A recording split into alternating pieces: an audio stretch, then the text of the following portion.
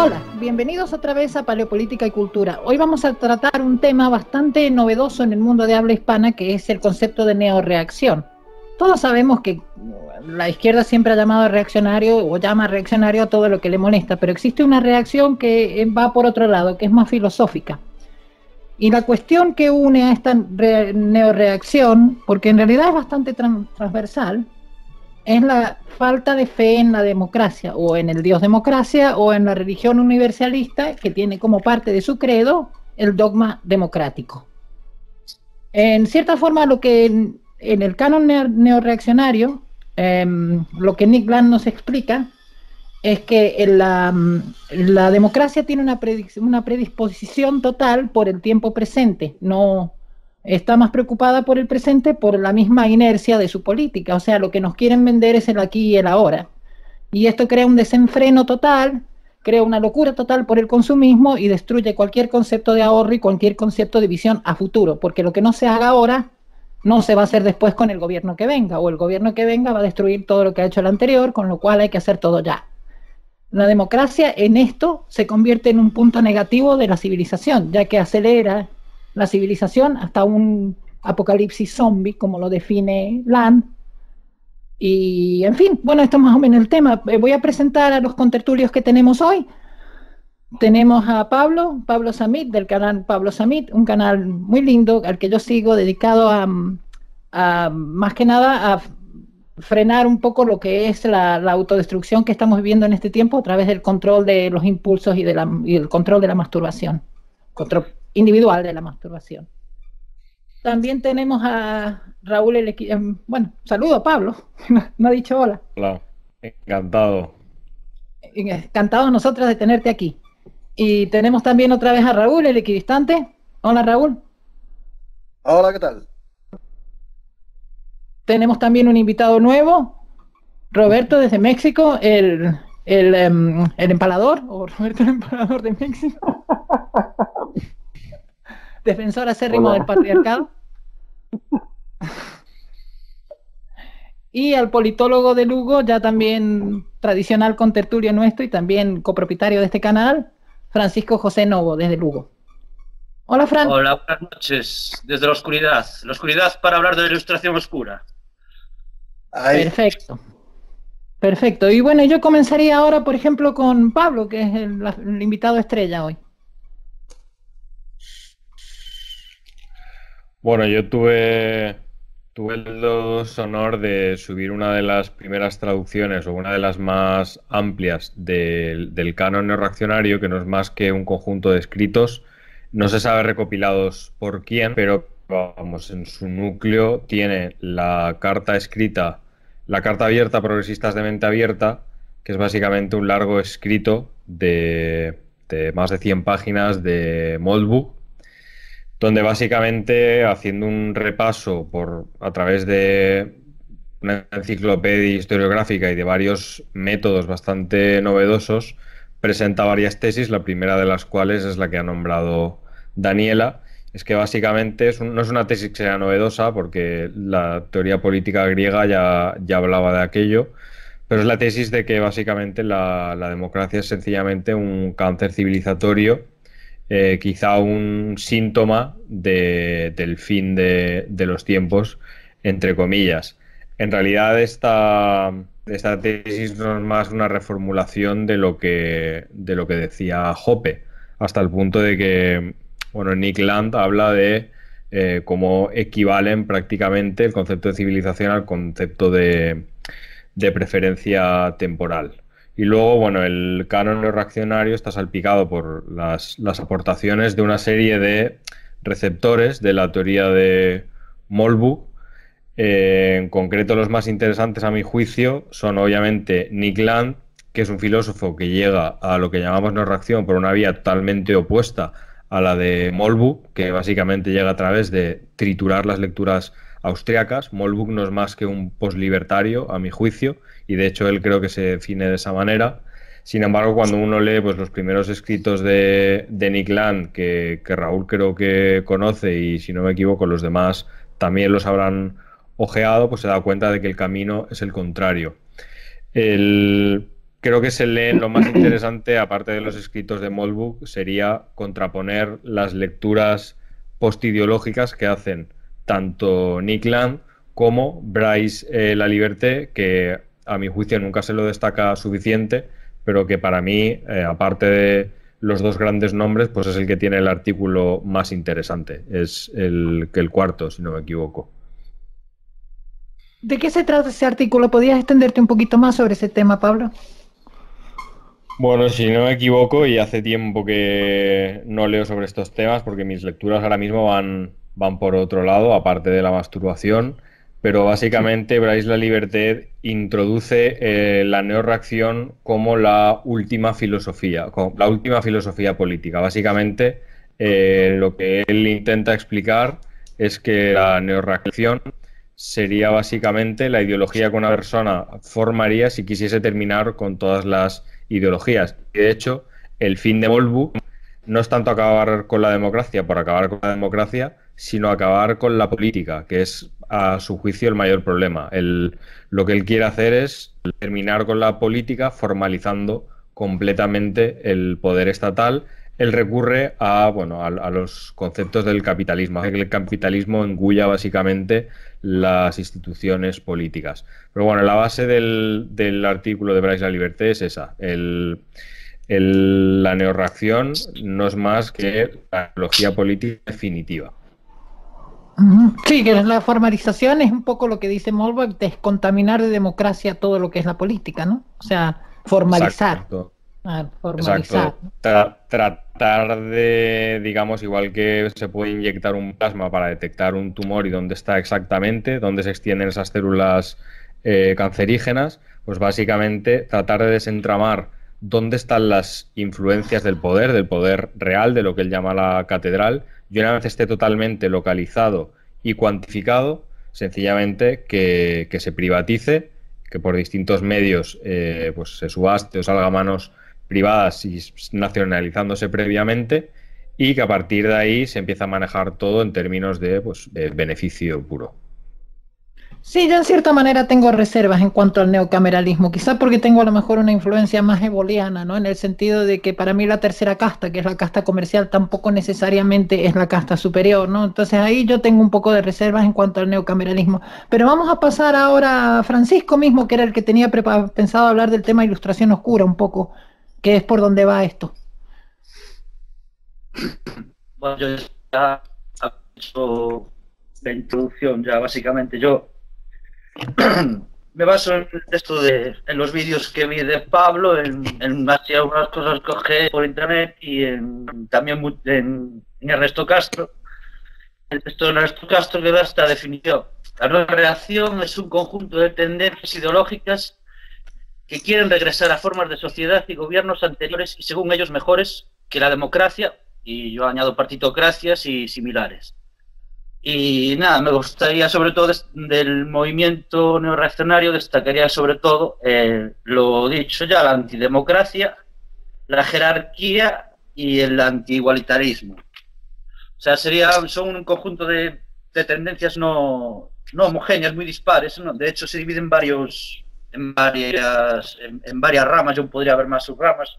Por ejemplo, tecnocomercialistas, los filósofos políticos, los economistas, que ahí incluyen a Hoppe, que ha nombrado antes Pablo, los seculares y tradicionalistas, los etnonacionalistas, los HBD, perdón, que serían los que reformularían las ideas de los etnonacionalistas, tal vez hay un carácter más empírico. Estarían los cristianos tradicionalistas y los masculinistas feministas. O sea, los más aquí y todas estas tendencias, el problema es que es una lo que comentaba antes Adrián Rodríguez, es una convergencia arbitraria de tradiciones dispares y no siempre homogéneas y a veces incluso contradictorias, ¿no? Yo, por ejemplo, tengo contradicción aquí en la subrama esta transhumanista reaccionaria, ¿no? Cómo aunar la tradición y el transhumanismo, que es digamos, una filia por la tecnología, ¿no? Veo ahí esa cierta contradicción. Entonces, también cita a Nick Land, cita a Hayek como uno de sus mentores, cuando Hayek, la verdad, no sé, no le veo ahí mucho de reaccionario, ¿no? Más bien así un liberal, incluso tirando más bien a progresista que a conservador. Y nada más, esa es mi introducción, ¿no? Que la nueva reacción es un conjunto heterogéneo de pensadores, muchos de ellos bloggers, que tienen como objetivo, digamos, unas formas de gobierno basadas en unas formas anteriores, generalmente de monarquía o similares, formas antidemocráticas, jerárquicas y antiigualitarias. Muy basadas, yo veo mucho en deuda en Hobbes, y en Hobbes al mismo tiempo bebe de Lenin, bastante, de Conrad Lenin, y es lo que veo dentro de la disparidad enorme que hay en la... Holbach define a Hayek como un old Whig, como lo que tú llamas el progrerrancio, ¿no? O sea, el progresista de antes, la idea de que el progresismo ya no es lo que era, ¿no? El progresismo tenía otra ilusión, otro sentido, y tenía otro sentido de orden. O sea, no era una cuestión de correr delante del tren, era una cuestión de tener un cierto grado de fe en cosas que sí, evidentemente se podían creer que iban a mejorar, ¿no? Vamos con tu intro, Raúl, el equidistante. Sí, pues yo quiero centrarme más sobre el concepto de ilustración oscura, que, bueno, suele entenderse muchas veces como un sinónimo, casi sinónimo, de lo que es el movimiento neorreaccionario, pero centrando más el concepto tal como se presenta, yo creo que tanto si tenemos de ella una opinión favorable o desfavorable, de todas formas creo que es evidente que es necesaria algún tipo de contrailustración, o sea, algún tipo de nueva ilustración que nos despierte o nos ilumine, entre comillas, por usar los términos propios de los ilustrados, acerca de los mitos y los prejuicios heredados de la vieja ilustración. Es decir, que a de las inercias de pensamiento que ya puso en marcha, allí donde se revelen como callejones sin salida, como extravíos, haría falta una nueva ilustración que nos reoriente en la dirección correcta. Allí, por ejemplo, donde la clásica mentalidad ilustrada se centra en vigilar y castigar todo prejuicio en favor de la desigualdad, pues la nueva ilustración debería vigilar y castigar, además, todo prejuicio en favor de la igualdad. O sea, por explicarlo, que la gente lo entienda, no hay razones para presuponer que una mujer va a ser distinta a un hombre en cuanto a carácter, inclinaciones y capacidades, pero tampoco hay razones para presuponer que hombres y mujeres tienen de media el mismo carácter, inclinaciones y capacidades. Lo mismo pues aplicado a las razas, orientaciones sexuales, culturas, religiones y bueno, y otro ejemplo. Por ejemplo, donde la clásica mentalidad ilustrada reduce el fenómeno religioso a un mero engaño, a una mera herramienta de dominación y presupone además que cualquier persona puede y debe abandonar su religión, su fe.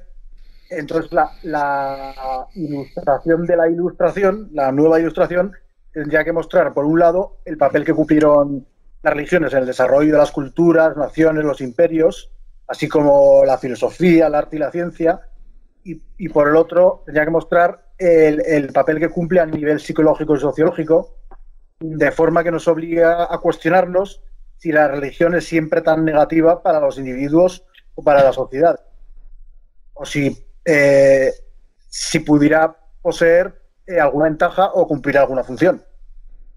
La pregunta sería si realmente está todo el mundo preparado para asumir que no hay trascendencia y que la vida no tiene más sentido que el que cada uno quiera darle. Con eso podría...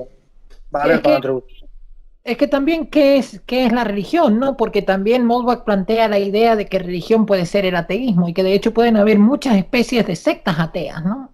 El ateísmo... Aquí me está refiriendo solo a lo que es la religión en el sentido estricto de con trascendente, creer en un más allá, creer en un dios o en varios dioses. Sí, bueno, es que así lo pone Molbach, ¿no? Que dice, tú crees en un dios, tú en dos, tú en tres y tú en ninguno. ¿Cuál es la diferencia? Al fin y al cabo no hay ninguna. O sea, de ahí volvemos al tema de la memeplexia, ¿no? De los virus memepléxicos, que ya hicimos un programa sobre el tema, que también tiene relación con Moldbach, ya que Moldbach escribió un libro sobre esto.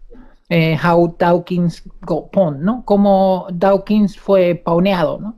Y ahí lo pone bien clarito, dice que está claro que el universalismo es un dogma, y es un dogma bastante estricto, casi comparado al calvinismo al calvinismo de la Contrarreforma. O sea, estamos hablando de gente capaz de quemar a gente por sus ideas, ¿no? Que de hecho, de forma metafórica, lo estoy diciendo. O sea, en la corrección política, el lenguaje, lo que puedes decir, lo que no puedes decir, el concepto de neohereje. Yo soy una neohereje, por eso me echaron de Facebook. Vamos con Robert. Vamos con Robert. Bueno, pues, sí, bueno, hola a todos. Yo nunca había escuchado este concepto, y después que empecé a ver algunas páginas en internet,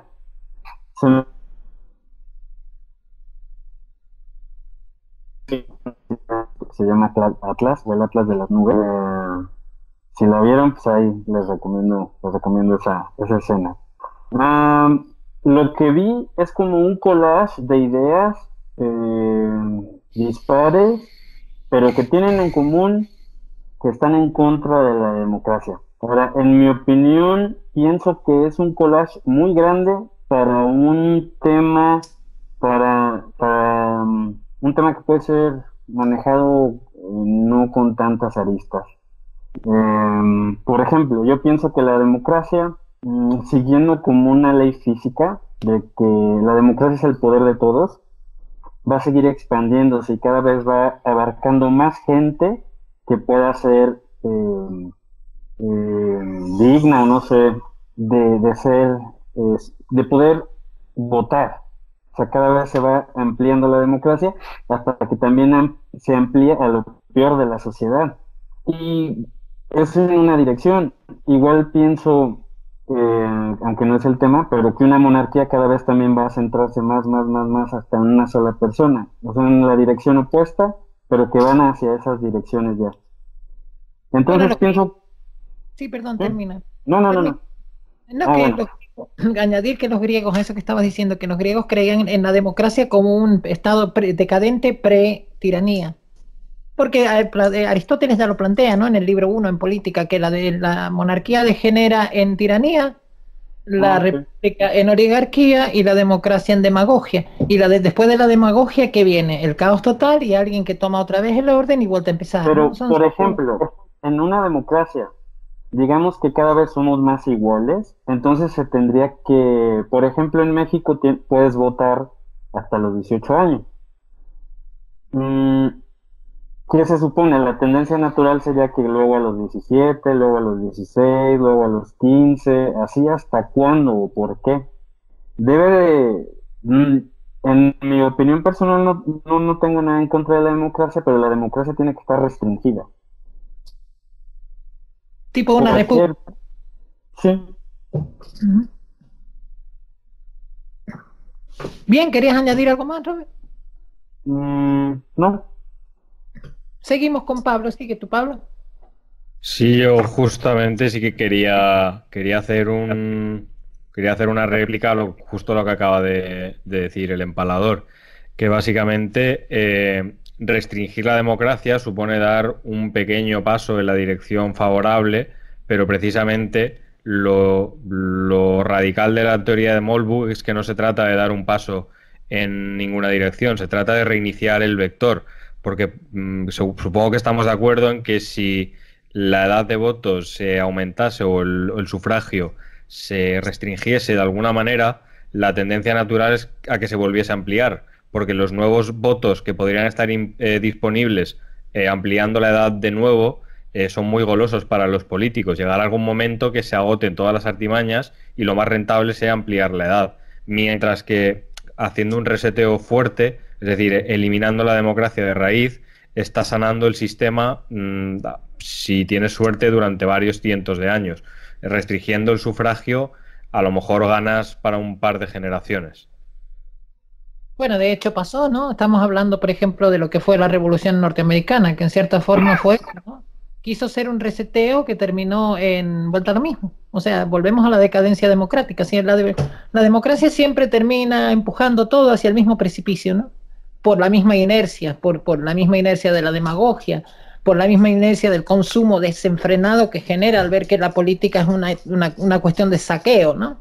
Entonces el saqueo permanente, el vivir ahora por el permanente, el consumir el ahorro, el que se expande igual que el coronavirus. Convengamos que la democracia es el coronavirus. Se lo pegaron a todos, lo tienen todo y no lo puede pegar nadie. Entonces se expande de esa forma. O sea, es muy poca la salida. Y por eso el libertario, como dice Mulvey, como dice Land, lo que busca es la salida. O sea, no busca la salida democrática, sino la salida completa de la democracia. Porque la salida democrática no hay. Es la misma vía hacia el apocalipsis zombie, siempre, ¿no? Siempre y en todo caso y en todo lugar. Seguimos contigo, Francisco. No, yo no quería observar, o sea, quería preguntar más bien a Zamito, bueno, como el que quiera contestar, si ves una rama más anticapitalista y una rama más procapitalista dentro del sistema de la neorreacción, vamos, o sea, porque Nick Land al principio era, digamos, así como una extrema izquierda, así, postmaterialista, bueno, una cosa así postmoderna, alguna cosa así rara, Nick Land, ¿no? Después, como va avanzando hacia la neorreacción, y veo que hay la mayoría muchos de ahí vienen del libertarianismo y hay escuela austríaca, hay por el medio. O sea, si hay una rama más anticapitalista y una rama, o son todas más o menos convergentes, pues esa era mi duda, más bien. Bueno, si la pregunta es a mí, yo lo que veo es que estoy de acuerdo con Adrián hay un problema en definir la neorreacción porque estrictamente y para aclarar términos, si es, aunque en realidad no es él porque los neorreaccionarios ya es una escuela anterior, que si no me equivoco, de pensadores franceses que se llamaban así. Pero si el que acuña en términos del siglo XXI la neorreacción es Molbuk, lo justo es que los que son llamados neorreaccionarios sean aquellos que siguen al menos sus premisas fundamentales. Lo que ha ocurrido es que ha habido una especie de contraposición. Se han terminado por unir muchas escuelas que no se sabe muy bien si son neorreaccionarias o si pertenecen a lo que se llama alt-right, porque, por ejemplo, grupos que están mencionados como una rama de la neorreacción, como son los etnonacionalistas, en realidad no tiene ningún tipo de compatibilidad con las teorías de Molbuk. Por ejemplo, la del Estado neocameral no tiene ningún sentido dentro de una doctrina etnonacionalista. Entonces yo creo que estrictamente los que serían neorreaccionarios serían los tecnofuturistas. La rama tradicionalista y la rama etnonacionalista creo que son absorbidos con más coherencia dentro de la etiqueta de la alt-right, que es desde donde, no sé si Daniela también quiere hacer la crítica a la neorreacción desde esas premisas, pero sí que es lo que yo tenía reservado para el final. Es que es muy amplio el tema de la neorreacción, ¿no? Porque estamos hablando de algo que niega la democracia y bueno, el marxismo de la cuarta ola, digamos, también negó el marxismo de la cuarta revolución industrial, que es parte de de donde podía entrar un poco las ideas de Land. No tiene nada que ver con lo que podríamos definir como derecha, ¿no? Y sin embargo sigue siendo una reacción a toda la cuestión democrática y en parte al universalismo también en general, ¿no? Raúl, ¿querías decir algo? Hombre, yo a raíz de lo que comentáis veo que como que se diluyen mucho los conceptos, ¿no? Porque si metemos dentro de la neorreacción solo a los más cercanos a Molbuk, entonces al resto de reaccionarios que tienen ideas más distintas a Molbuk, ¿cómo los llamamos? Reaccionarios a secas. O sea, quiero decir que neorreacción, las etiquetas que hay son lo de menos, ¿no? Lo principal es entender más o menos de lo que hablamos, orientarnos un poco. O sea, reaccionarios, pues, o sea, un poco estarían todo el mismo grupo y, bueno, habría esa división que comentabais, que, no sé, o sea, le podemos llevar a lo de Molbuk neorreacción y a la otra reacción de toda la vida, que, bueno, no estaría mal porque al fin y al cabo Molbuk introduce novedades frente al pensamiento reaccionario clásico. Entonces, lo del neo ahí sí que tendría sentido. Y también quería comentar que... El tema, Raúl, es que para Land, y esto quería más antes que se me vaya, porque este es un añadido que quiero meter ahí, que pasado justo de lo que has dicho, que el tema para Land es muy interesante porque el conflicto del presente es tanto con el pasado como con el futuro. Por eso es que la neoreacción te puede envolver en cierta forma a un monarquista como a alguien que cree en el matriarcado futurista de las chonas. O sea, ahí estamos hablando de gente que por ambos lados están en contra de lo que está pasando ahora. O sea, están en contra por el futuro y están en contra por el pasado. El presente está en guerra con los dos, pero por lo que hablábamos antes de la democracia, porque la democracia es una usurpación del presente, ¿no? Sigue, Raúl, perdón. Sí, no, que bueno, que también también creo que has dado antes con la clave cuando has hablado de consumismo, porque yo creo que hay que entender el capitalismo, la democracia, la modernidad, hay que entenderlo todo como parte de un mismo proceso histórico. Entonces, claro, en abstracto siempre en la teoría se separa todo y tal, por aquí cogemos el capitalismo, además el capitalismo puro, no el real, o la idea de democracia, o la idea de modernidad, pero al final, digamos, hablando materialistamente, tenemos que atender a cómo se ha desarrollado a lo largo de la historia. Entonces, la modernidad, yo he acuñado el término que supongo que no seré el primero en acuñarlo, de metarevolución. Es como la revolución que engloba todas las revoluciones, la industrial, la científica, las revoluciones políticas, revoluciones sociales,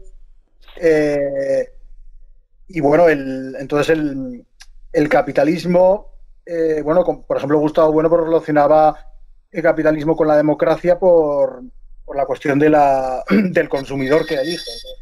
El consumidor al que se le presentan varias opciones y elige una, ya sea en el supermercado o en la urna.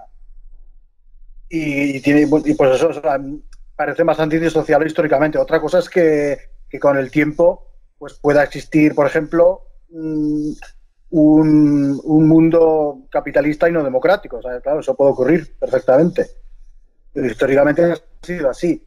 Y luego también quería insistir en que en la dialéctica iluminista o la dialéctica ilustrada, la dialéctica propia de la modernidad, yo creo que se puede centrar en arraigo y emancipación. O sea, es la dialéctica entre el arraigo, que sería lo que defenderían los reaccionarios, y la emancipación, que sería lo que defenderían los ilustrados o revolucionarios. Entonces, claro, durante los 2 últimos siglos, pues parece que dominó el culto a la emancipación, pero en este nuevo milenio parece que está volviendo el culto al arraigo cada vez más decididamente. Bueno, ya sabemos, con Trump, con Bolsonaro, con Polonia, Hungría, que no me acuerdo ahora el nombre de los presidentes de Polonia y Hungría. El tema de la alt-right que estaba hablando Pablo, ¿no? Sí. Me gustaría que Pablo lo extendiera un poco más después, el conflicto que él ve entre lo que es neoreacción y la alt-right. Robert, ¿tú quieres decir tú algo? Pues sí, ahorita mencionó de un mundo capitalista que no es democrático, pero me parece que igual y no es el mundo, pero sí hay países que son capitalistas y no son democráticos. Claro, sí, sí. Bueno, según Gustavo Bueno, o sea, perdón, según Trevijano solo es democracia Estados Unidos, entonces ya si nos ponemos ahí en plan... No, nada. Tomamos la definición más extensa de democracia. Es el tema de que hay una relación directa entre la cuestión fabiana, o sea, el modelo fabiánico y la democracia. O sea, la democracia siempre se va a ir a la izquierda, no te va a quedar otra, porque si lo que quieres es vender votos, vas a tener que comprarlos. ¿Y cómo los compras? ¿Cómo compras la voz? Que por eso los libertarios, lo que dice Land es cierto, los libertarios se quieren salir porque saben que nadie va a escuchar jamás la voz libertaria. Va a escuchar la voz identitaria, ¿no? El conflicto entre igualdad, lo que habla Kaiser, el conflicto entre igualdad y libertad, ¿no? La libertad y la igualdad no se llevan bien. De hecho, son enemigas a muerte, ¿no? Di, Raúl, lo que ibas a decir, perdón. No, que eso no está tan claro de que se vaya siempre a la izquierda porque tenemos eso, los ejemplos que acabo de mencionar. Trump ganó democráticamente, Bolsonaro ganó Pero es una política democráticamente. periférica, o sea, lo que estás consiguiendo con eso es frenar la corrida, no la estás empujándolo, no. Trump no prohibió el LGBTismo, no canceló los matrimonios gay, no se deshizo de la teoría de género, lo dejó como estaba. Pero no fue Para más que a la vote izquierda. hasta que venga el otro. Fue más a la derecha. O sea, en No va a ningún democracia. lado. Es que la derecha, Raúl, no va a ningún lado. La derecha estanca y la izquierda empuja, entonces va pum, pum. Ya.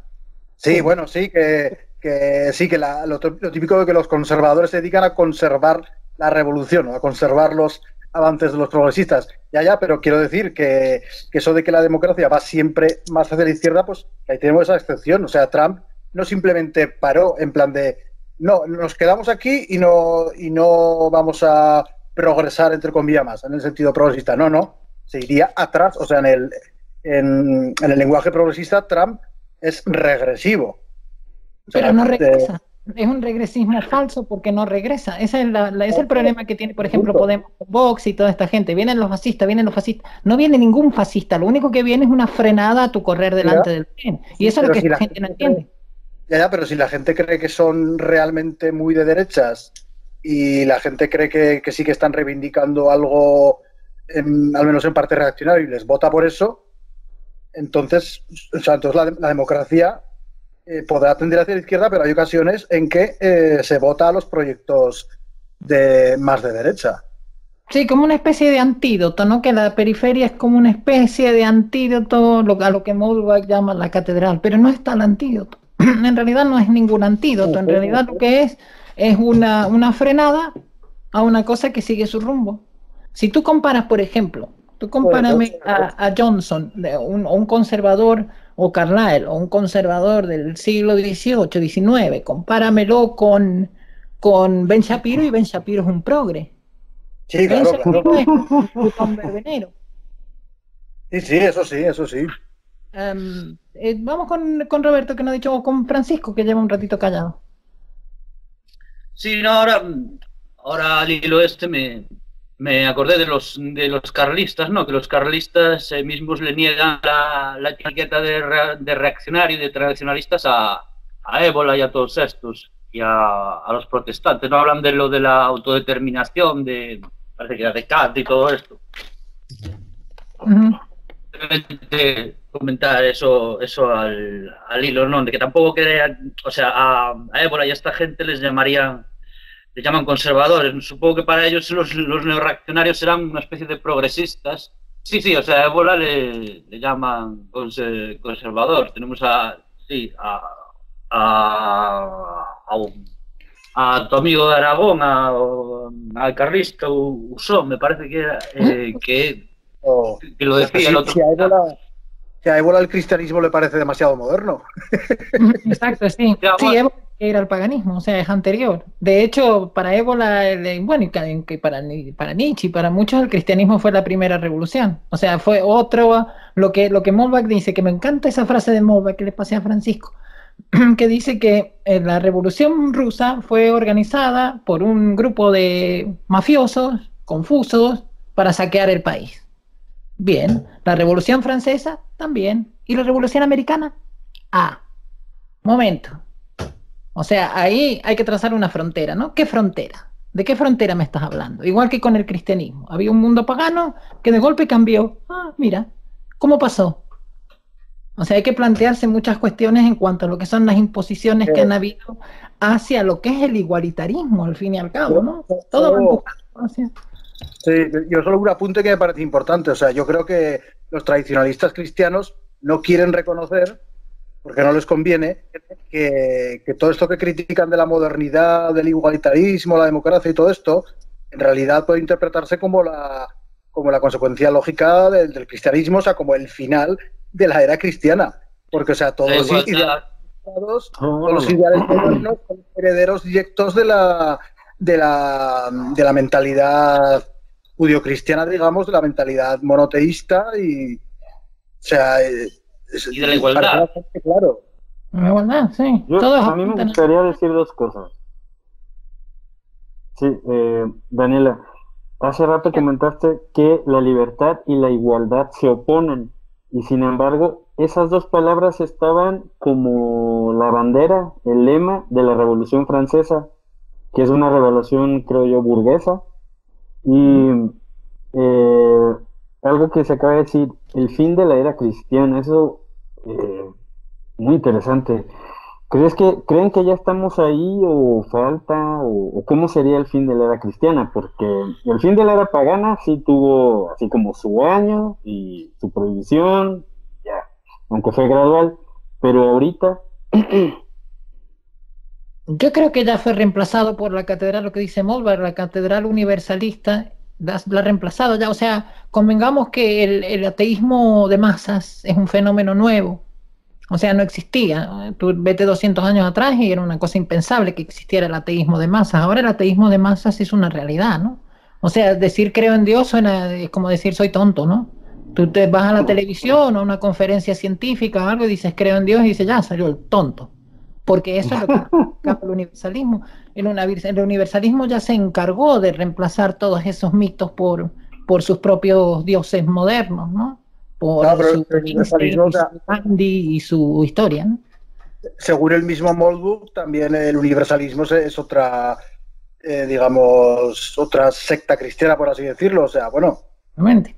Y la neoherejía, lo que hablábamos al principio, sí, la neoherejía. cristianismo sin Dios. Exacto. Como digas algo racista, homófobo, xenófobo, te corto la lengua, te hago lo mismo que hacían en la Edad Media, te pongo la cabeza en un tarro de esos con púas en la lengua y todo eso por haber dicho que van por ese camino. De hecho, había miedo en una época de que esta cuestión de Libra que quería poner, que de hecho los chinos ya lo hacen, esta cuestión de Libra que quería poner Zuckerberg, de que en vez de penalizarte con tiempo en Facebook cuando digas una ranciada, ¿no? O una cosa, digamos, hereje, te van a penalizar con dinero. Directamente. Dinero de tu cuenta. Y eso un poco es a lo que vamos. Eso es un poco lo que da miedo de toda esta cuestión de Nick Land y el futurismo y el tecnofuturismo y el capital a futuro y cómo se va a funcionar todo esto a futuro. No sé, querías añadir. Hacer solo un apunte también de lo del final de la era cristiana, que bueno, claro, desde luego a nivel histórico, pues claro, vete a saber, cuando eso ya los historiadores de dentro de unos siglos lo dirán, pero a nivel filosófico es muy interesante la idea de, ¿cómo se llama? Lyotard, precisamente el que acuña el concepto de filosofía posmoderna, la identifica o la llama también filosofía pagana, porque la famosa muerte de los grandes relatos pues sería digamos, la muerte, eso de la mentalidad monoteísta o de una ontología monista, en la que todo se reconcilia primero en Dios y luego se reconcilia en, pues no sé, la humanidad, el progreso, la libertad, yo qué sé, el espíritu absoluto de Hegel. Entonces, la filosofía posmoderna en ese sentido, al decir que ya no puede haber un gran relato que lo explique todo, pues filosóficamente ese sería el fin de la era cristiana, podría decirse, pero vamos, siempre será debatible.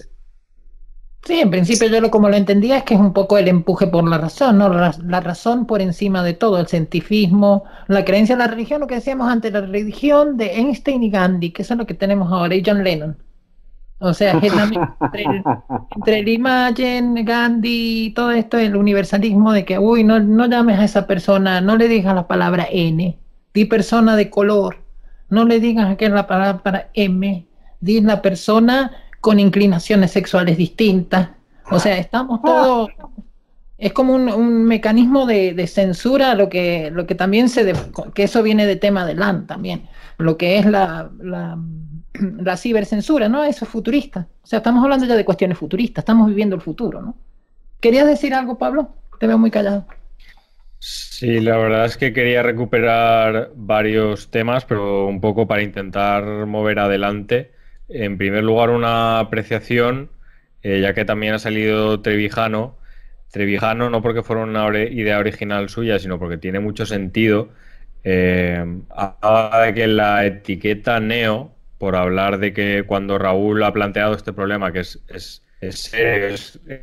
cómo decidimos cuáles son los neorreaccionarios y cuáles son solamente reaccionarios. Aparte de la apreciación de Daniela, también básicamente la filosofía de Molbuk es netamente no reaccionaria, por cuanto él recupera a la reacción, pero incorporando una tecnología nueva que no era posible cuando los autores reaccionarios escribían, en este caso criptografía, que es lo que permite, o sea, sin criptografía el sistema de Mollburg no funciona porque es lo único que permite que el poder absoluto, entre comillas, sea retirado de quien supuestamente va a ser el dirigente de ese Estado o corporación.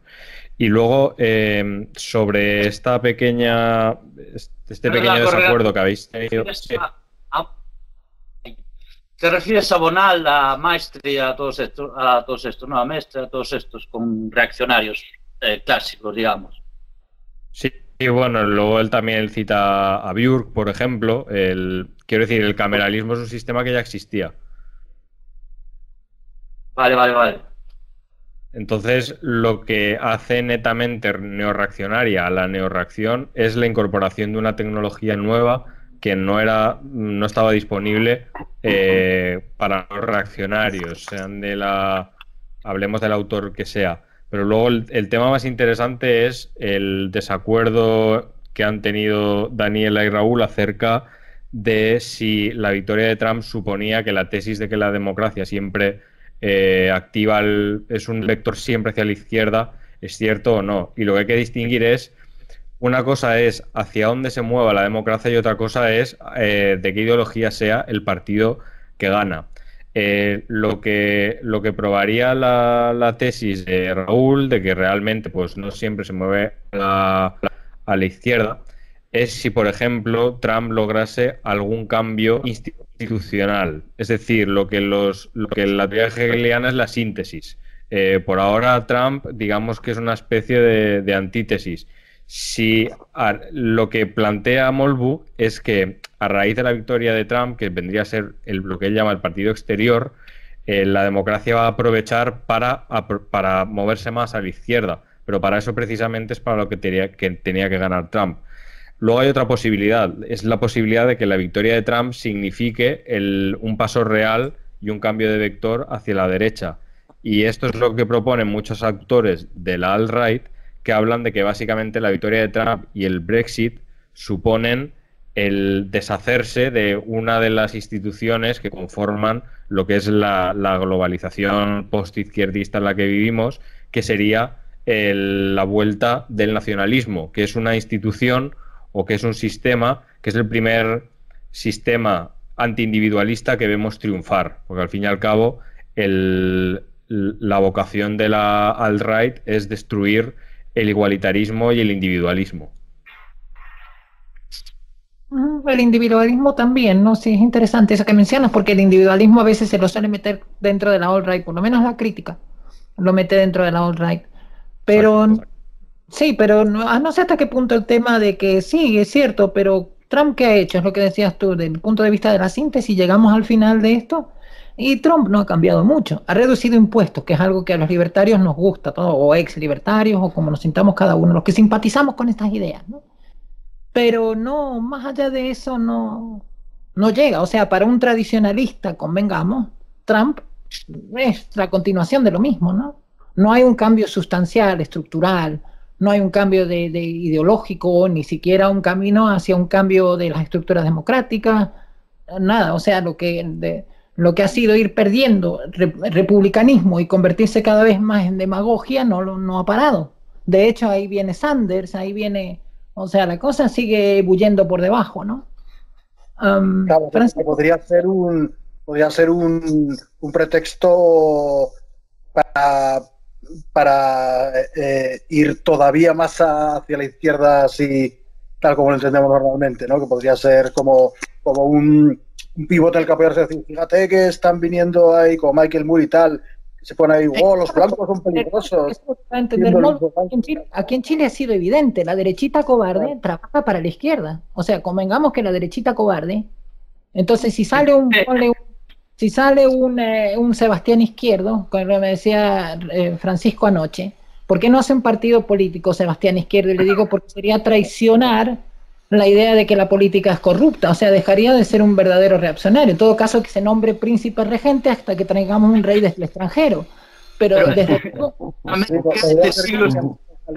al salir la derechona valiente, pues entonces es como que se asusta más la izquierda y quiere ir más hacia la izquierda. Bueno, podría ser, o sea, claro, posibilidades hay muchas.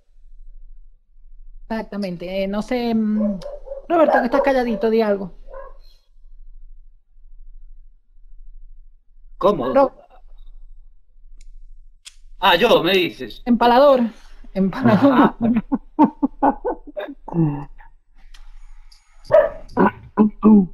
Pues es que yo creo que el problema de cualquier reacción es ese, que son reacción a algo, a una iniciativa que ya se tomó.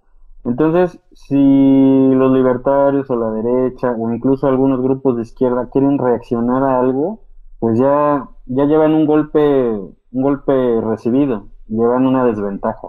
Entonces creo que cualquier movimiento, yo preferiría que fuera un movimiento que con ideas afines al libertarianismo, pues que diera la iniciativa, que realmente fuera un modo de pensar, así como lo presentó el cristianismo en su tiempo, que fuera una innovación, que fuera radical, pero también que fuera popular, porque si no, pues no trascendería. El tema es que el libertarianismo no, convengamos que no lo va a votar nadie nunca, ¿no?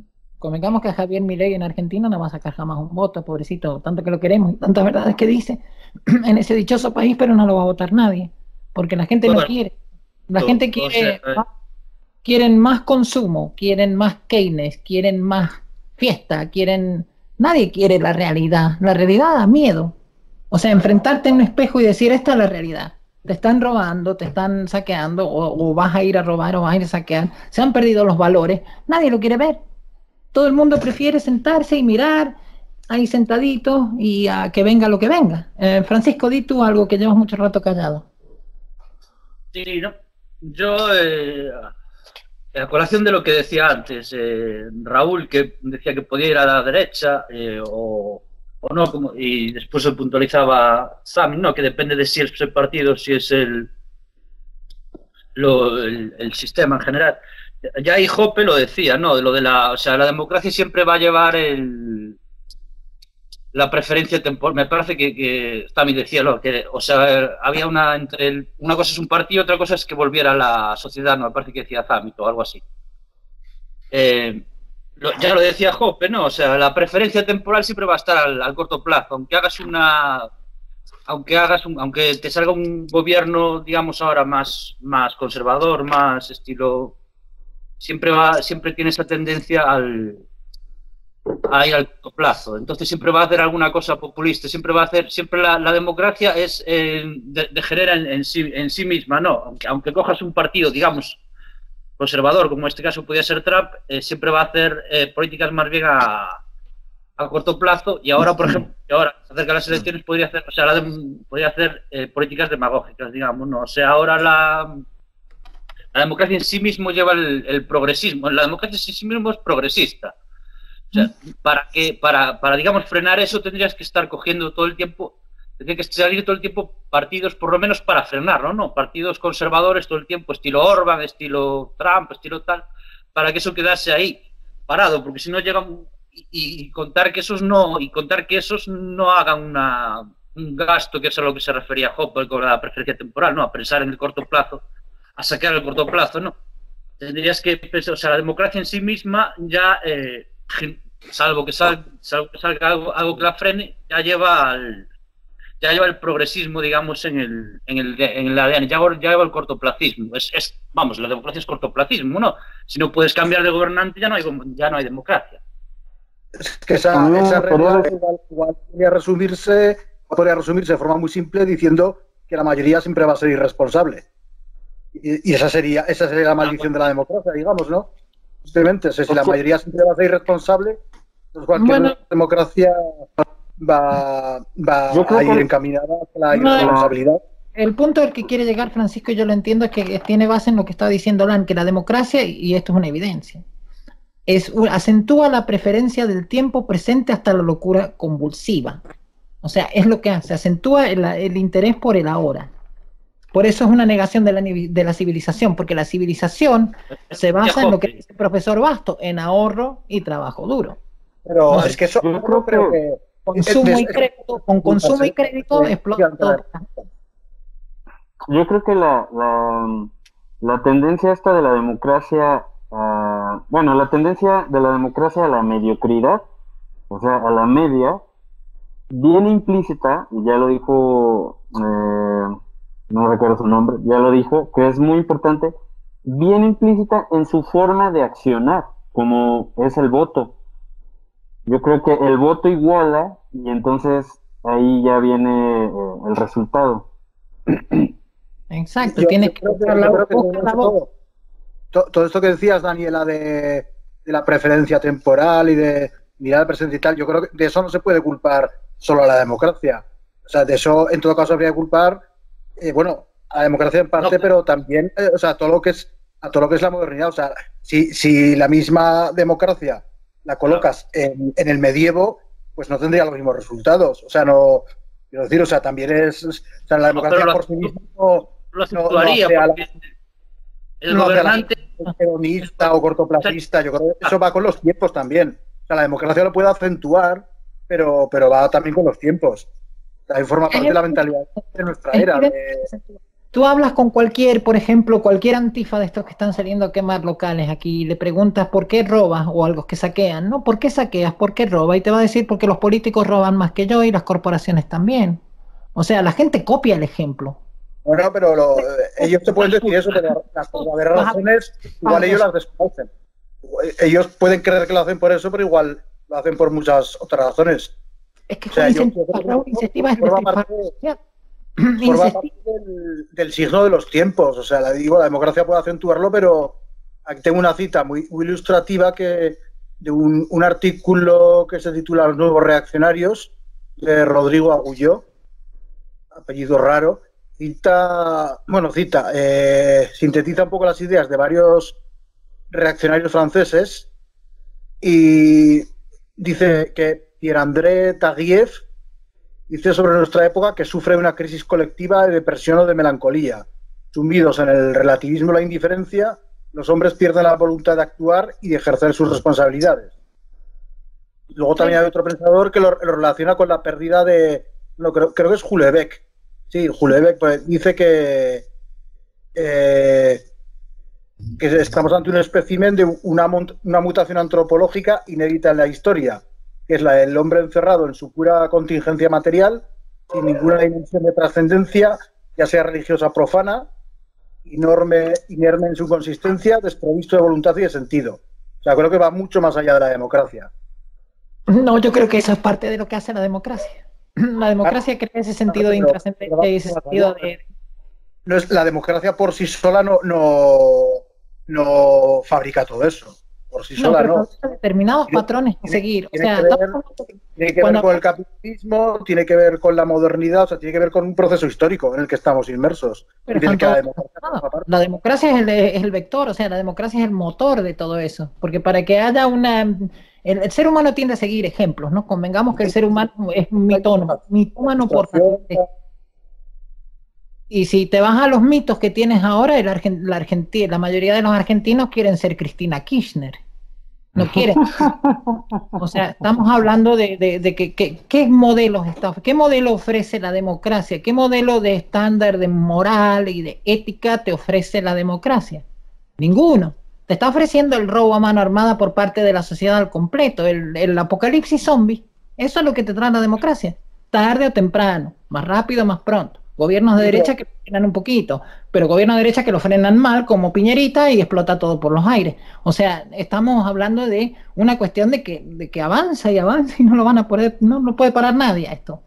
Francisco, tú querías decir algo que te veía ahí haciendo gestos. No. O sea, era en el debate ahora que tenías, me parece que la democracia más que, o sea, es un vector que ayuda más, pero también es como si fuera la consecuencia lógica del sistema, ¿no? Parece que no. Está todo a corto plazo, ¿no?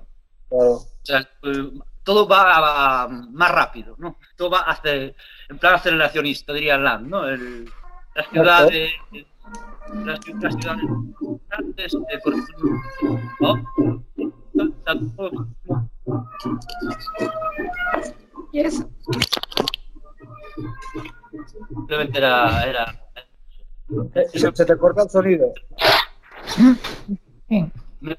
Me parece muy interesante también lo de relacionar alt-right y lo que es la neoreacción, ¿no? Como la alt-right quiso en parte, o sea, hay una relación. Por ejemplo, Hope, que para algunos es neoreaccionario, adhiere a la alt-right, o sea, digamos, estuvo a favor de Trump y como digamos como mal menor. O sea, hay una relación ahí entre todos estos magmas de ideas así diversas que tienen un pequeño punto en común. Parece que hay todo como van ahí todos, están todo ahí, todo intermezclado, ¿no? Claro, está todo intermezclado. Así tú te puedes definir a ti mismo, que yo lo podría hacer perfectamente, como alt-right y neoreaccionario al mismo tiempo, o puede ser alt-right y no ser neoreaccionario, creer en la democracia. Es que es el tema de la democracia, creo, donde está la diferencia, la derecha democrática y la no democrática. Pero también hay una izquierda, también hay un progresismo, que eran los progres rancios de los que hablaba Francisco, como Hayek, y como muchos otros, como Raúl mismo, para mí es un progres rancio. O sea, el old week, ¿no? Pablo, llevas callado un ratito, di algo tú. Bueno, sobre unos apuntes sobre la preferencia temporal. En primer lugar, creo que el enfoque de Hoppe, aunque es acertado, es limitado porque la preferencia temporal no se restringe al ámbito económico. Y al fin y al cabo, la civilización significa con la baja preferencia temporal. Habla en general, o sea, Hoppe, si tú leíste el libro, que lo tienes reseñado en tu canal, sí, Hoppe sí. No habla de la civilización en general, o sea, no habla solo de económico.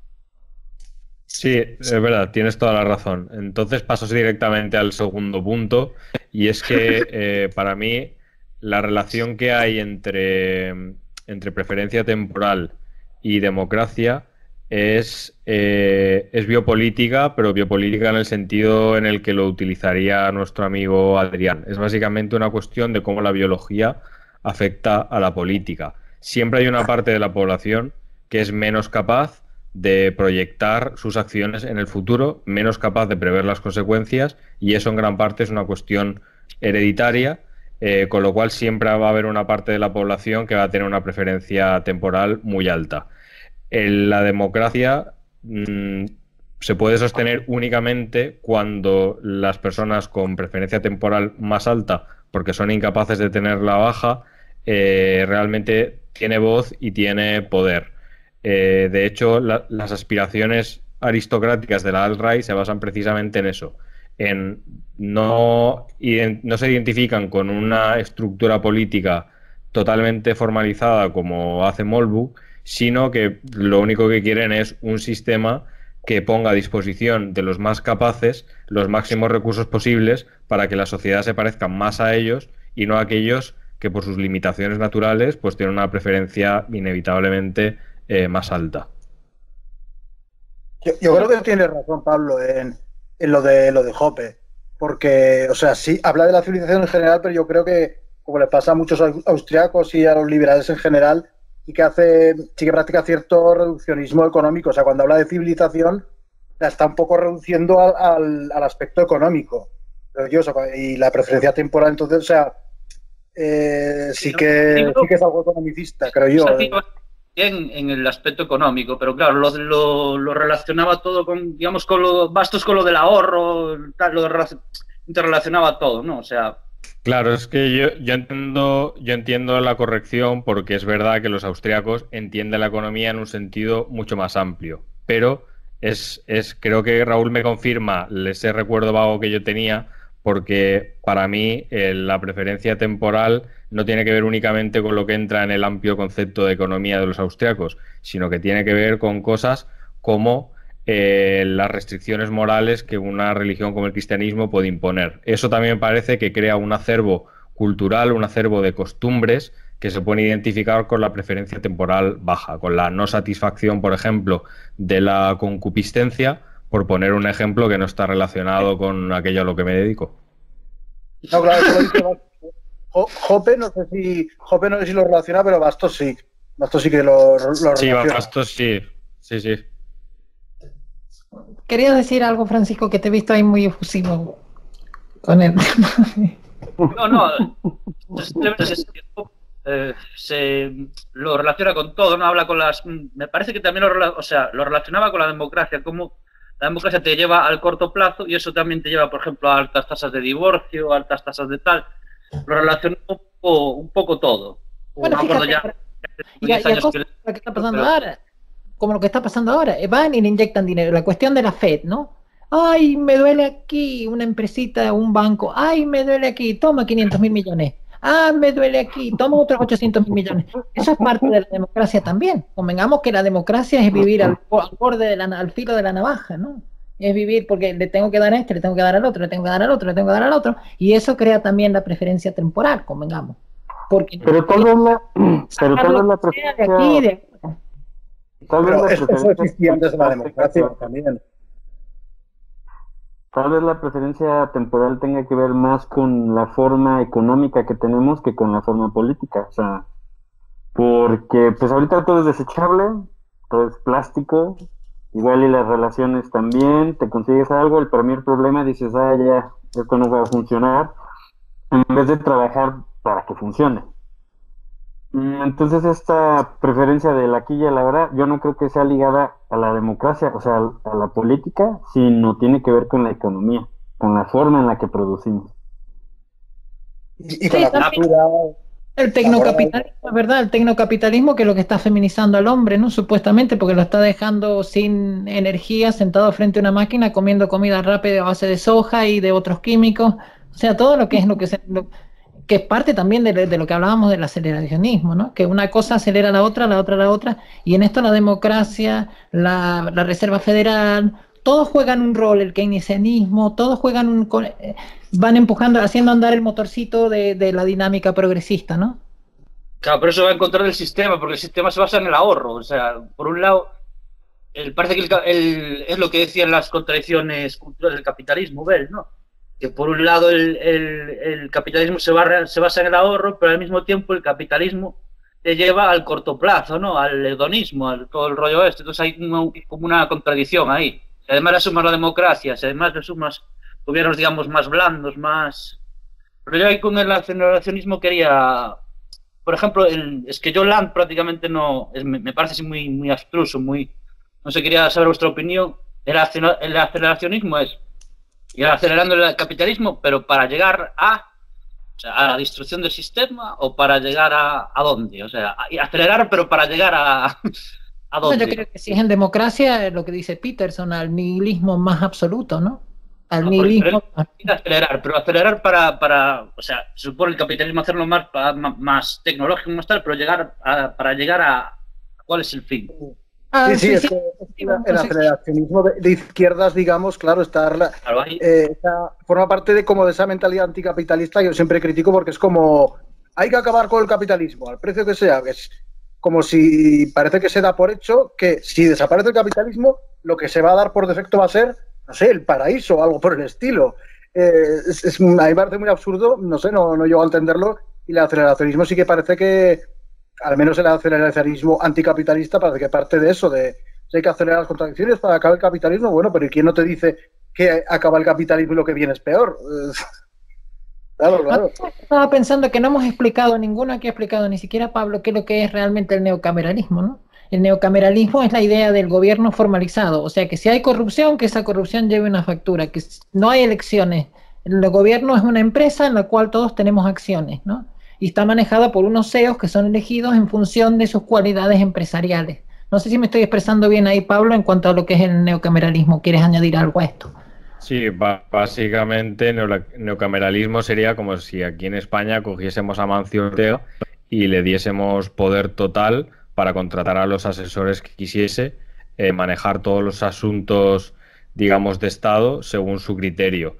Lo que cabría esperar según Molbuk es que buscase maximizar el valor de capital de lo que sería un Estado totalmente formalizado, con lo cual buscando beneficio para sí mismo, que vamos, es la teoría clásica del capitalismo, buscando beneficios para sí, operando el gobierno como si fuese un comercio, pues en realidad estaría aumentando el valor de ese activo y por lo tanto aumentando la riqueza de los ciudadanos, donde ciudadano equivale a tener participación en el gobierno empresa. Sí, yo escuché una muy interesante hoy que mezcla una fusión de lo que es el neocameralismo con la cuestión futurista de Land, ¿no? Donde habla de como se está feminizando cada vez más la humanidad, vamos a llegar a un punto en el que vamos a tener un gobierno formalista como propone Moldbach, pero manejado por lesbianas. O sea, aparte de las CEOs van a ser lesbianas, o sea... Bueno, a mí eso me parece bastante parecido a lo que hay ahora mismo. Es un cruce entre Beatriz Jimeno y Ana Patricia Botín. Es que a mí el neocameralismo en cierta forma me parece un poco lo que hay ahora. Lo que es cierto que dice Moldbach es que es lo que hay ahora sin blanquear, ahí estoy de acuerdo. O sea, no está blanqueado. El favoritismo entre el empresario, el político y eso no lo han blanqueado. No han dicho a este le he dado tantos millones para que se corrompa y haga aquello y se corrompa. Ahora está medio oculto y él propone que seas claras, que vea todo el mundo, a quién le hacen favores, quién recibe dinero. Y en un sistema como el de Singapur o Hong Kong, ¿no? Donde nadie vota y hay un gobierno que está ahí empresa, un gobierno empresa. Tú no votas, tú tienes acciones. Es una cosa que tampoco me disgusta mucho, fíjate. Preferible tener acciones a votar. En eso estoy de acuerdo. Tener acciones en tu país. No sé, ¿quiere añadir algo más? Vamos con los cierres, ¿no? Por hoy está genial. Esto hay que repetirlo, por cierto, porque es un tema muy hondo. Para mucho. Ni siquiera hemos hablado del racismo, que es un tema súper central. También. De eso nos vais a librar, Ya diré yo algo en las conclusiones. Como para que nos cierren el canal, ¿ya? Pablo, di tú algo. Vamos a empezar con los cierres, que empieza Pablo. Bueno, perfecto. Pues yo sí que quería cerrar, porque quizás sea de interés de, por lo menos de los que estamos aquí, seguramente de alguno que esté viendo, quería contraponer lo que sería la neorreacción tal y como está formulada por Moldbach, porque ya hemos visto que no se restringe a sus escritos, con lo que sería la formulación del alt-right según hace un escritor que a mí me gusta mucho, que se llama Bret Stephens, que escribe para una asociación que es básicamente por sus siglas se conoce como ANO en inglés, ANOS. Es básicamente la Asociación Nihilista Americana Underground. Entonces, básicamente, las tres grandes contraposiciones de la alt-right y la neorreacción sería, en cuanto a la forma política, algo que ya he adelantado.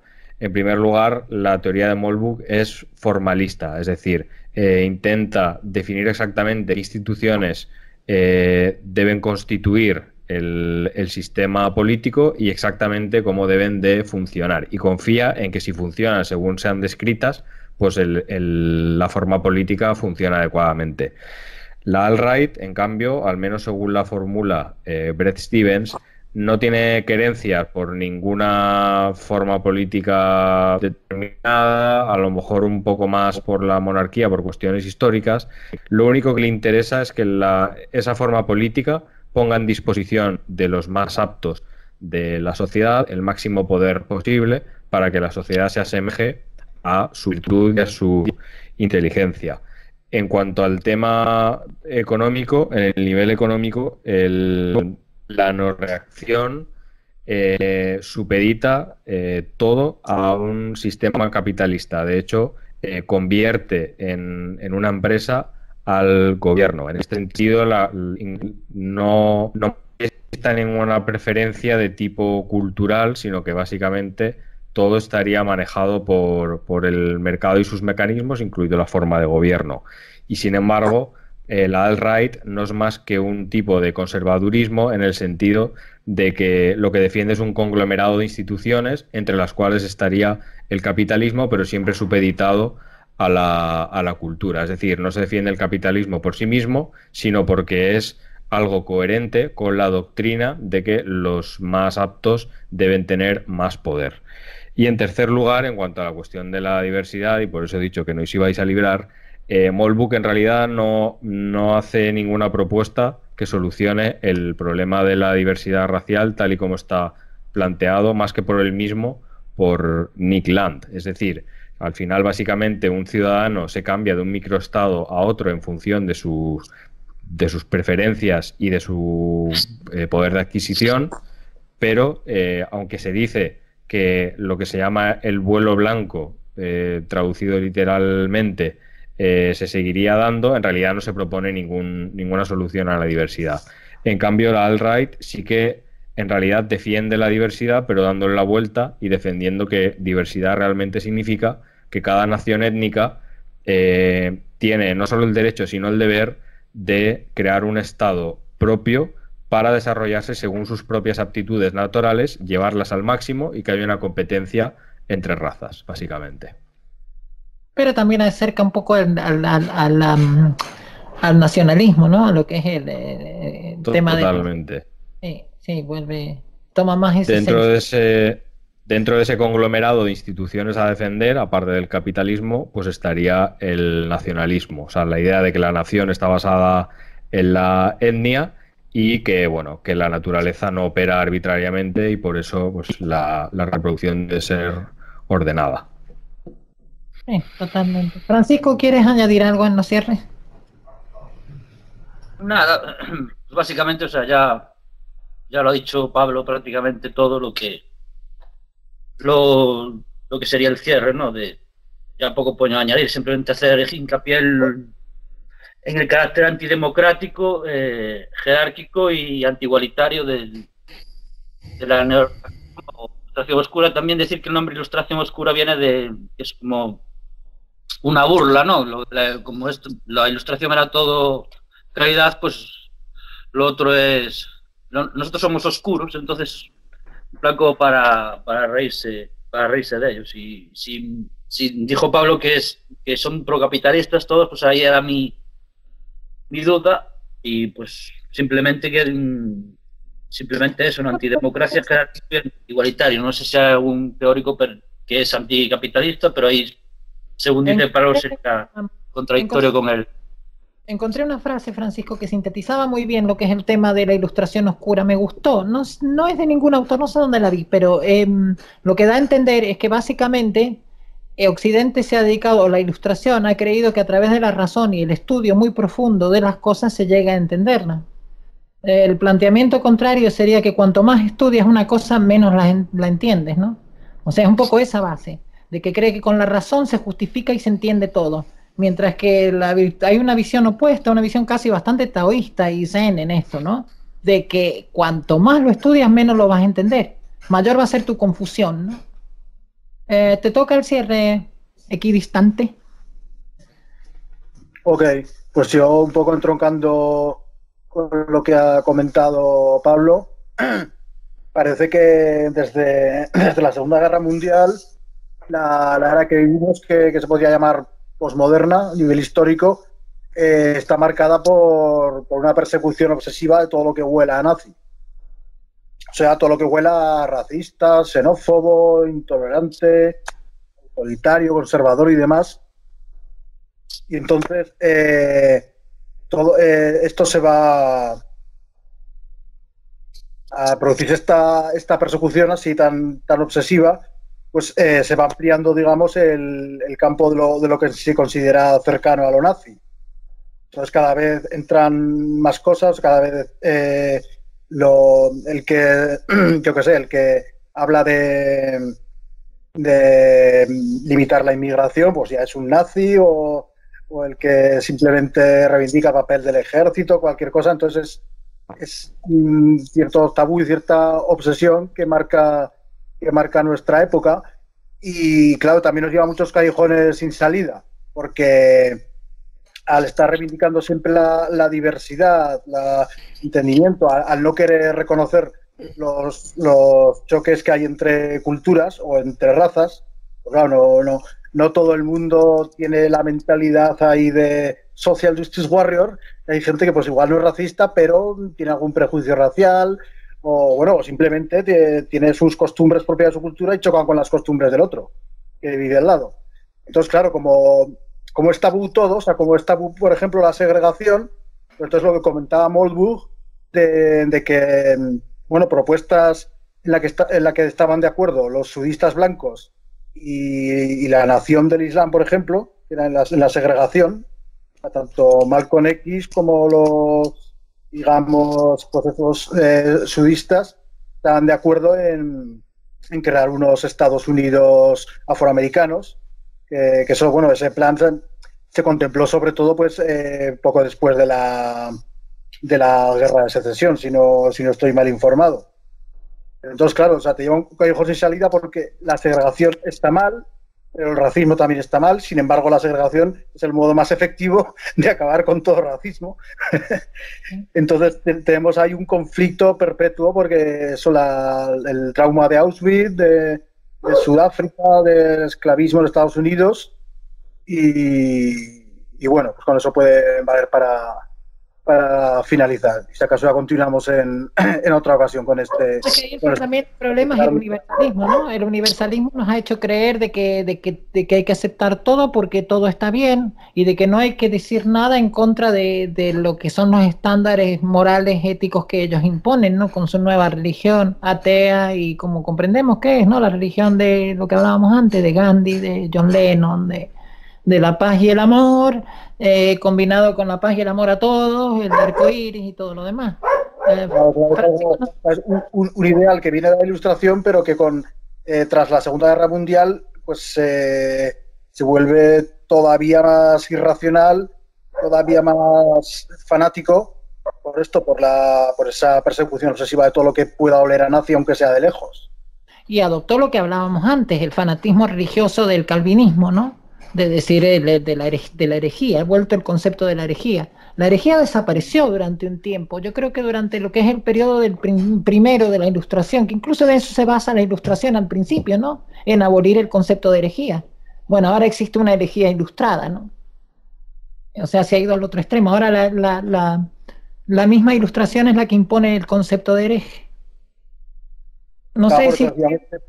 Es la última fase de la era cristiana, es la fase de la era cristiana sin Dios, pero que sigue siendo universalista. Y más fanática que nunca, sí. Más fanática que nunca antes, ¿no? Porque por lo menos antes tenía más coherencia y más sentido en cuanto a redención, en cuanto a lo demás, como lo hablábamos de la Trinidad el otro día, creo que lo hablaba contigo, Raúl, que la Trinidad es mucho más coherente que decir que las razas son todas iguales, porque ninguna persona es igual a otra. Entonces decir que todas las razas iguales es una gran contradicción, mientras que la Trinidad tú no puedes decir nada ni a favor ni en contra. O sea, ni de que existe ni de que no existe. Nadie sabe si existe o no existe.